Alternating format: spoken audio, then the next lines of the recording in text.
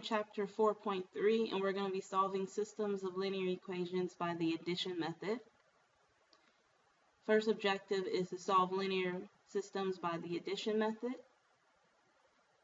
Here are the steps. Let's work through them. Step 1. If necessary, rewrite both equations in the form ax plus by equals c. So that basically means you want your x and your y on the same side of the equation together.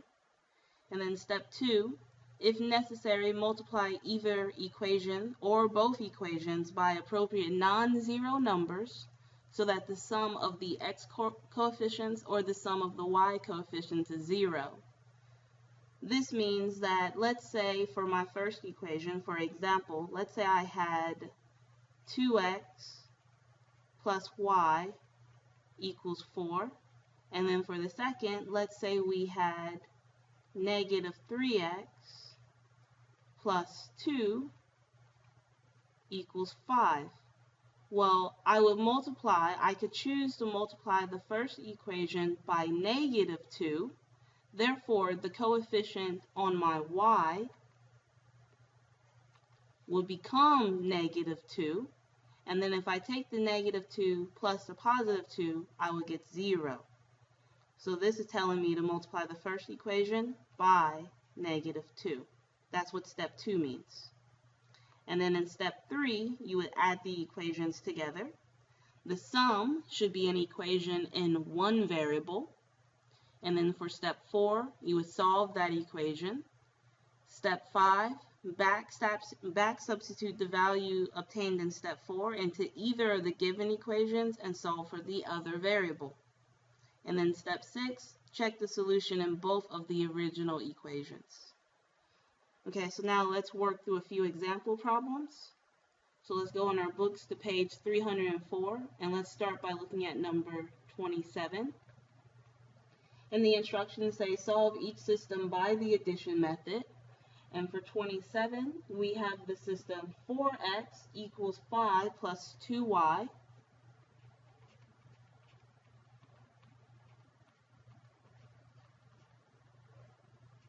And the second is 2x plus 3y equals 4.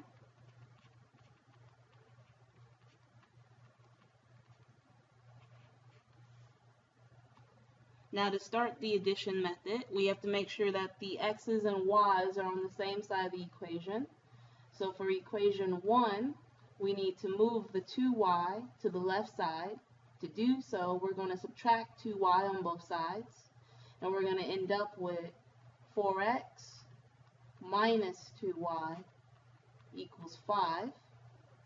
And then let's go ahead and write the second equation underneath it, and that was 2x plus 3y equals 4. Now we need to multiply one or both of the equations by non-zero numbers so that the coefficients on the x's cancel out or the coefficients on the y's cancel out. So let's look here at our x's. So the first coefficient is 4 and the second is 2. So you want to think of the smallest multiple that 4 and 2 share, and that would be 4. Now you want one of your coefficients to be a positive number and the other to be a negative. So we're going to leave this 4 alone, which means we're going to multiply the second equation, the entire thing, by negative 2. Because 2 times negative 2 is negative 4, and that's the opposite of 4. So the second equation will now become negative 4x minus 6y equals negative 8. And let me go ahead and rewrite the first equation again.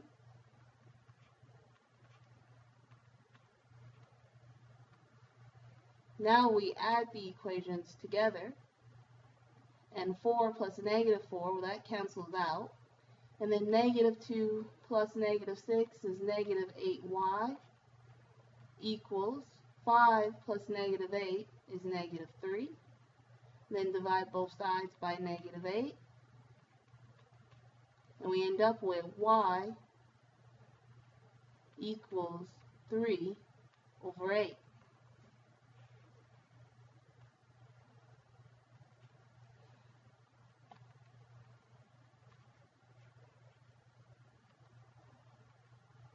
Now you're going to take this result, this y, and plug it into any one of your other equations to solve for x.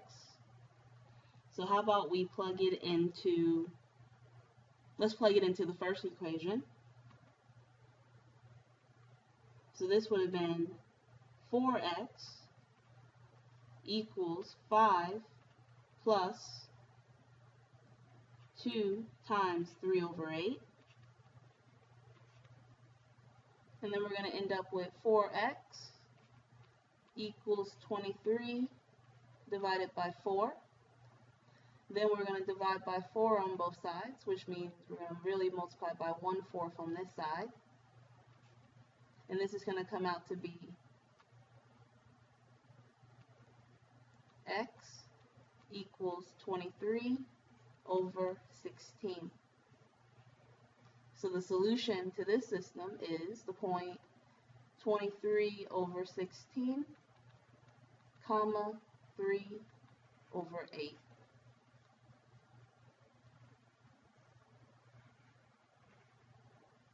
Now let's try number 44.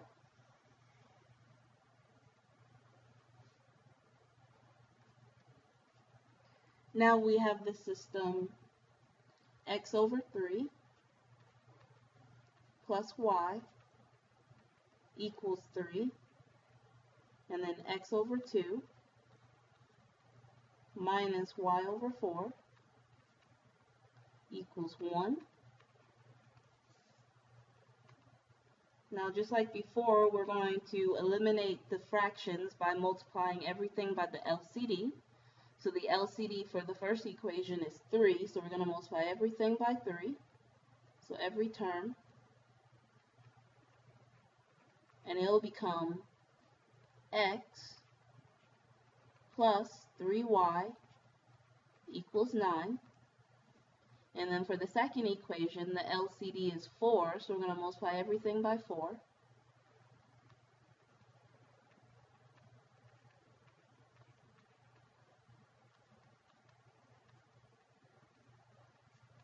And it'll become 2x minus y equals 4. So these are our system, or this is our system. Now we need to eliminate one of the variables. So let's look at our coefficients. The coefficient on x in the first equation is a 1. The coefficient on x in the second is a 2. So we could multiply the top equation by -2 and now eliminate the x's. Also notice the y's. The coefficient on y in the first equation is 3, and the coefficient on y in the second is -1. So we could multiply the second equation by 3 and eliminate the y's. It doesn't matter which you do, both will end up with the same answer. So let's multiply the first equation by -2.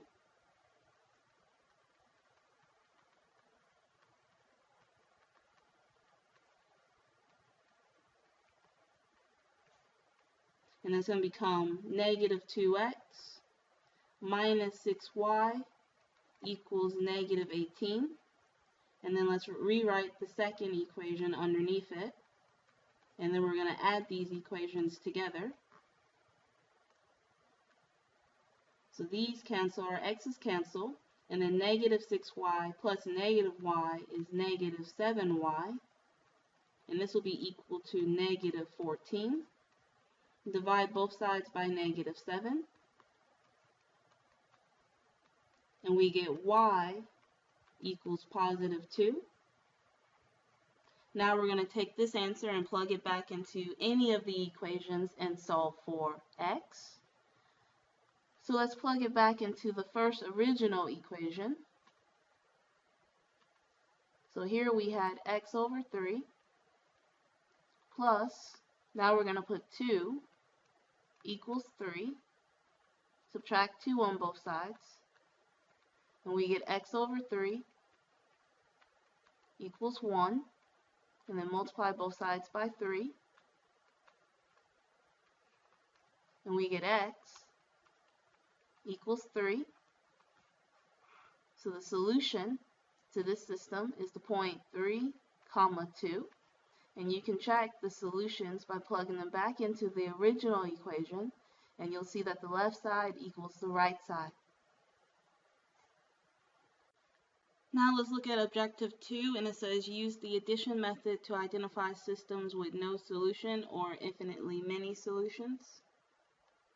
Let's again go on our books to page 304, and let's look at problem 33. Same instructions, solve each system by the addition method. And for number 33, we have the system 7x minus 3y equals 4.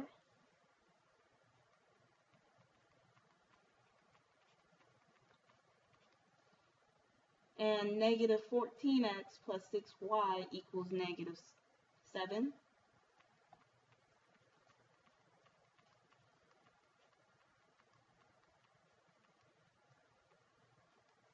And we're going to solve this system using the addition method. So step 1 is taken care of. The x's and the y's are on the same side together. Now we need to multiply either equation by numbers so that the coefficients will cancel out. So again, it's your choice whether you want to eliminate the x or the y. So let's eliminate the x's. So this has a coefficient of negative 14, and this one has a coefficient of 7. So think of the smallest multiple that 14 and 7 share, and it would be 14, which means you're going to multiply this top equation by positive 2. You do not have to do a negative 2 because this coefficient is already negative. So you want one of your coefficients to be a positive 14 and the other to be a negative 14. So the first equation is going to become 14x minus 6y equals 8. And then let's rewrite the second equation underneath it.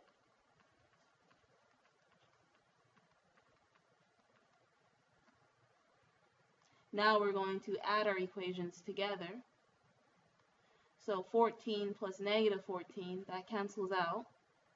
Negative 6 plus 6, that cancels out. So we're left with 0 equals 8 plus negative 7 is 1. Now 0 cannot equal 1. This isn't true. Therefore, we will call this no solution. So if we were to graph these lines, we know they are parallel, meaning they would never intersect. Now let's look at number 37. And we have the system x equals 5 minus 3y.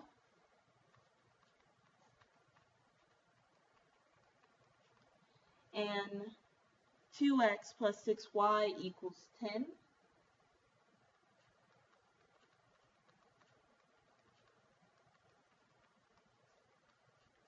So let's start by rewriting the first equation. We need the x and the y on the same side.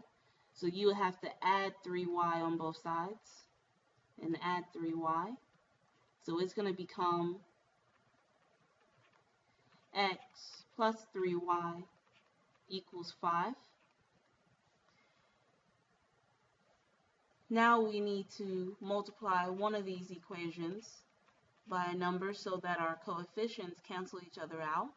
So this time, how about we eliminate the y's? So think of the smallest multiple that 3 and 6 share, and it should be 6, which means you're going to multiply the top equation by 2, but you want it to be a negative 6, so let's multiply by negative 2. And the top equation is going to become negative 2x minus 6y equals negative 10. And let's rewrite the bottom equation.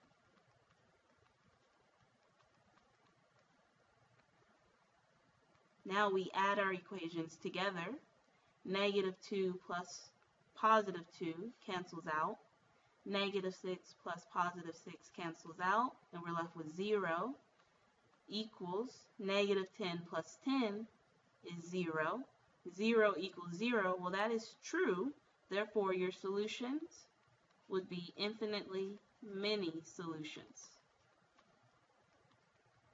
So if we were to graph these lines, they would be identical, meaning they would lay right on top of each other. So notice the difference between no solution and infinitely many.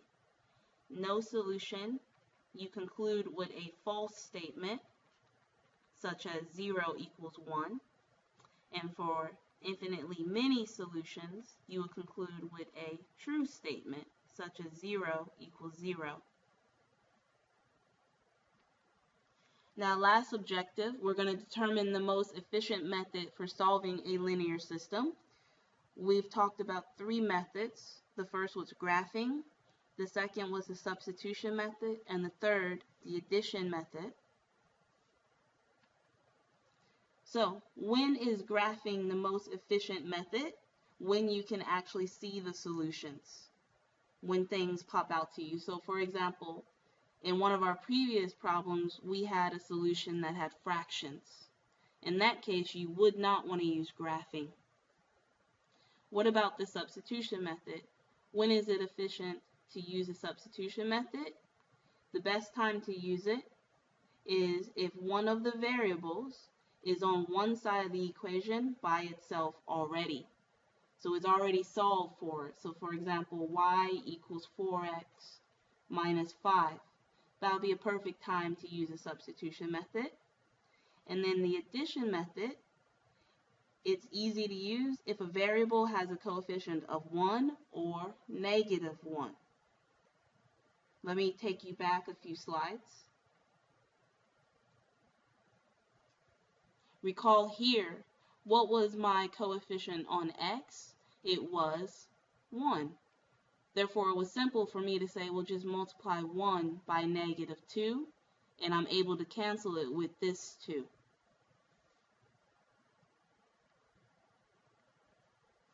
Now, you will hardly use graphing because of fractions and decimals. For substitution, unless they give you an equation where it's already solved for the variable, it's simpler or more efficient to go ahead and just use the addition method. Okay, so this will conclude our video for chapter 4.3. Please email me if you have any questions.